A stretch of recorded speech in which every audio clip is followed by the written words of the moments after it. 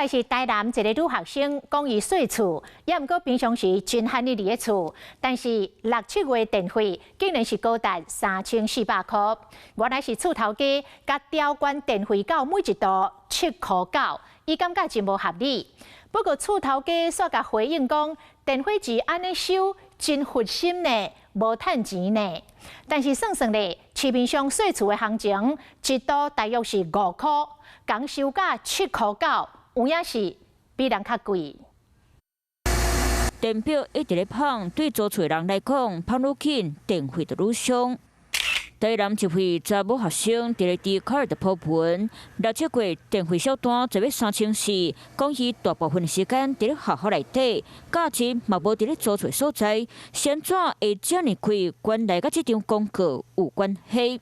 广告写6月到9月一度电的调整到7块9，毋过查某学生讲，半暝进前厝头家才调整电费调到6块半，感觉真无合理。当然是很高啊，怎么会到这么高嘞？我老家的用电2个月都没有我的高啊，6月、7月就缴1700多了。反应会有用吗？因为它也是都是公告之后就说哪时候开始电费变多少。最近才公告是不是？5月的时候吧，都5000多。实际来到这栋租厝所在，厝口还讲电费伤伤，只是查某大学生普文安尼讲，厝头家煞回应讲，我厝人真好啊，也无趁你钱。佮讲，若是想要甲通行旧冷气换掉，爱家己负担费用。嘛，互网友回应讲，一度电要我8块是什么概念？热天电钱每一度7块，实在是真罕过。目前承租人已经向市府提起消费争议申诉，房东如果违反规定超收电费，经通知改正未改正者，最高可处50万元罚款。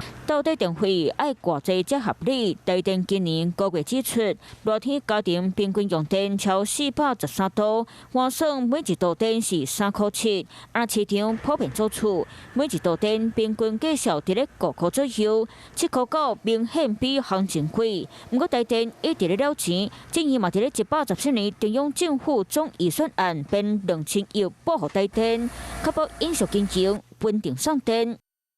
Hello， 我是雷亚，想要抢先掌握最及时的新闻资讯吗？赶快订阅、按赞、开启小铃铛，锁定华视新闻 YouTube 频道。